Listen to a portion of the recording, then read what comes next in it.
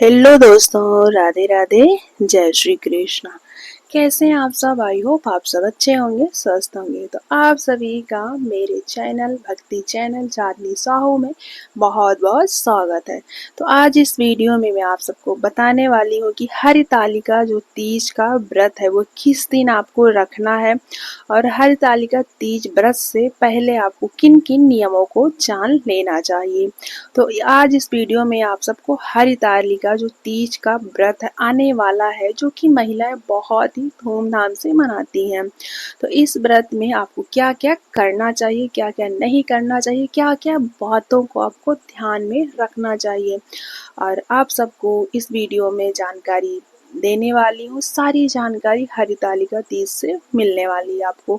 और आपको जो भी जानकारी लेनी हो, जो आपका डाउट हो, वो कमेंट में ज़रूर से ज़रूर लिख दीजिएगा, ताकि हमें भी पता चले कि आपको क्या जानकारी चाहिए।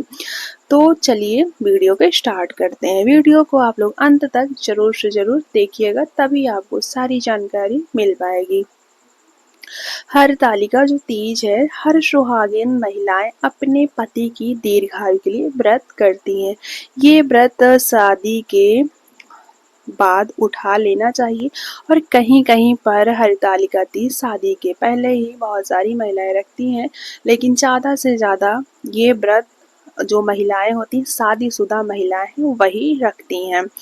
तो इस व्रत में क्या होता है, निर्जल रहकर इस व्रत को रखा जाता है। थोड़ा सा टफ होता है ये व्रत और व्रत की अपेक्षा। जैसे कि हर व्रत में हम फल खाकर व्रत रखते हैं, फलाहार लेते हैं, कुछ न कुछ फल फ्रूट्स, दूध, ड्राई फ्रूट्स वगैरह खाते रहते हैं। लेकिन इस व्रत में आपको पानी भी नहीं पीना है, यानी आपको ना तो फल खाना है, ना ही दूध फलाहार नहीं लेना है, यहाँ तक आपको पानी भी नहीं पीना है। आपको निर्जल रह के व्रत को रखना है। और कुछ लोग इस व्रत को शाम को पूजा करने के बाद पानी पी लेते हैं, और कुछ लोग 12 बजे के बाद पानी पीते हैं, और कुछ लोग पूरे दिन व्रत रखते हैं, सूर्योदय से सूर्योदय तक। तो देख लीजिएगा आपके घर में कैसे, आपके घर में आपकी माताएं बहनें आपके घर में रखती हैं व्रत को, वैसे ही आप लोग अपने पूर्वज के हिसाब से व्रत को रखिएगा, जैसे आपके घर में चलता हो।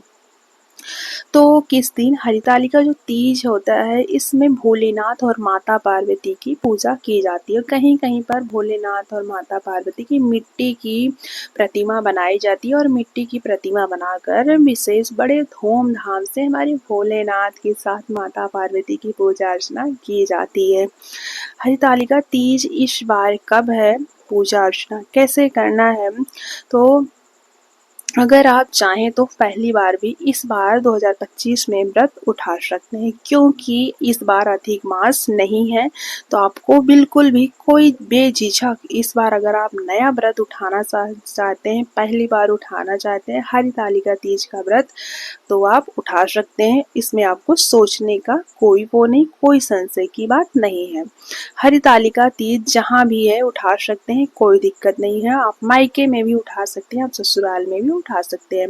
और कहीं कहीं पर ये रिवाज होता है कि जब वो हरितालिका तीज का व्रत उठाते हैं पहली बार, तो जो साड़ी पहनते हैं वो कोरी साड़ी पहनते हैं, और जो साड़ी पहनते हैं वो उनके मायके से आता है।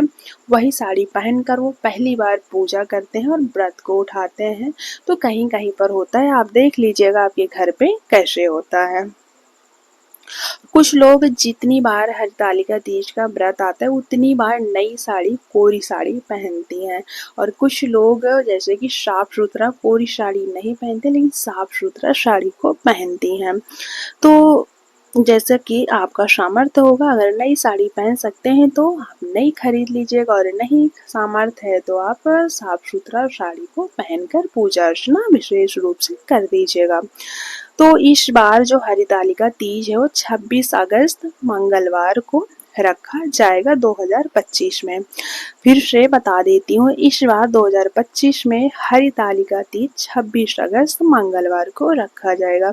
अगर पॉसिबल हो तो कोरी साड़ी पहनिए, और नहीं है तो साफ सुथरा साड़ी पहनकर विशेष रूप से पूजा अर्चना करना चाहिए।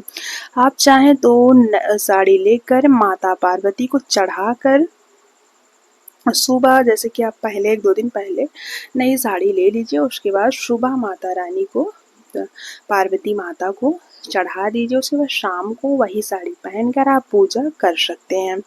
तो 16 श्रृंगार इस दिन माताओं बहनों को बहुत अच्छे से तैयार होती हैं, 16 श्रृंगार करती हैं और माता पार्वती की विशेष रूप से पूजा अर्चना करती हैं। अगर प्रेगनेंसी में ये भी सवाल होता है कि क्या हम प्रेगनेंसी में ये व्रत उठा सकते हैं? जी हाँ, आप प्रेगनेंसी में व्रत उठा सकती हैं। अगर आपका सामर्थ्य है तो आप निराजल रहकर व्रत को करिए, अगर सामर्थ्य नहीं है तो आप फल खा के व्रत रखिए, क्योंकि प्रेगनेंसी में बहुत ही ध्यान रखना होता है ताकि हमारे बच्चे को हमारे स्वास्थ्य पे कोई असर ना पड़े। तो तीज सुहाग का व्रत होता है, इस व्रत में एक दिन पहले ही बाल धुल लेना चाहिए। आपको तीज के दिन आपको व्रत नहीं यानी बाल नहीं धुलना, इस चीज़ का आपको विशेष रूप से ध्यान रखना चाहिए। और आपको एक दिन पहले ही लहसुन प्याज को अवॉइड कर देना चाहिए, यानी जिस दिन आपको हरितालिका तीज का व्रत रखना है उसके एक दिन पहले आप बाल धुल लीजिए, एक दिन पहले आप प्याज लहसुन को मत खाइए, तो आपके लिए बहुत ही अच्छा होगा। तीज त्योहार में जो सिंदूरा सिंहोरा होता है उसी से ही सिंदूर लगाना चाहिए। अगर चुनरी है तो चुनरी ओढ़कर पूजा अर्चना करेंगे तो अति उत्तम होगा, और नहीं है तो ऑनलाइन मंगा लीजिए, क्योंकि हमें पूजा पाठ में चुनरी जो होती है शादी में हमें सब आजकल तो सभी महिलाओं को, माताओं को, बहनों को मिली होंगी शादी में शादी की चुनरी, तो वो भी ओढ़कर पूजा कर सकती हैं, और नहीं है तो ऑनलाइन मंगा भी सकती हैं। तो फ्रेंड्स, हरितालिका जो तीज का व्रत होता है वो माताएं बहनें अपने पति की लंबी आयु के लिए हरितालिका तीज का व्रत रखती हैं।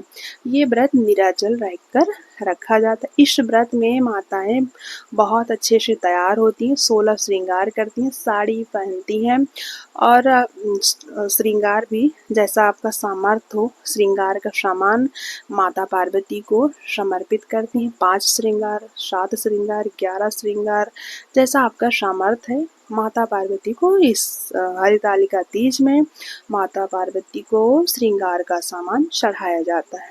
और शाम के समय माताएं बहनें शिवालय जाकर, यानी शिव जी की जहाँ पर शिवलिंग होता है, शिवालय होता है, शिव जी का मंदिर होता है, वहाँ पर माताएं बहनें शाम को जाती हैं, तैयार होके बहुत अच्छे से विधि विधान से पूजा पाठ करती हैं और माता पार्वती को श्रृंगार का सामान भेंट करती हैं और खुद भी नई साड़ी पहनकर 16 श्रृंगार करके शिवालय जाकर माता पार्वती और भोलेनाथ यानी शिव जी माता पार्वती की विशेष पूजा अर्चना करके अपने पति की लंबी आयु के लिए यानी दीर्घ आयु के लिए विशेष रूप से पूजा अर्चना करती है। हरितालिका जो तीज का व्रत होता है वो पति के लिए ही रखा जाता है, पति की लंबी आयु के लिए। तो आप लोग भी फ्रेंड्स व्रत को रखना चाहती हैं तो आप लोग व्रत को रखिए। कोई भी डाउट हो तो कमेंट में ज़रूर से ज़रूर लिख दीजिएगा। तो मिलते हैं नेक्स्ट वीडियो में। तो आप सभी को आने वाली हरितालिका तीज की अनंत और अनंत शुभकामनाएं। आप सभी का सुहाग अमर रहे। मिलते हैं नेक्स्ट वीडियो में। हर हर महादेव।